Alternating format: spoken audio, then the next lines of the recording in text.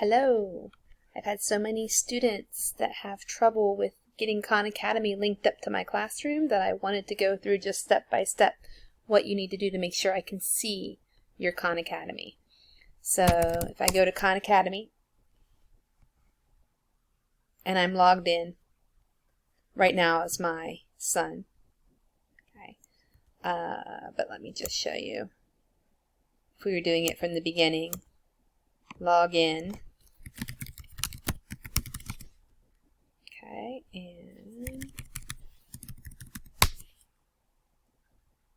once you log in to Khan Academy and you're at your home page, if you look down at the left right here, this whole menu, scroll down until you see teachers. Right here at the bottom of this left-hand menu.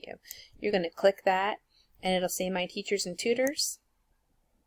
Okay, and you're going to look right over here.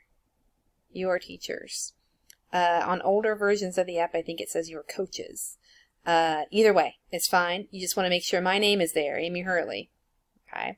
If it's not, you're going to want to go in here, all right, and you're going to need to enter the code for my class.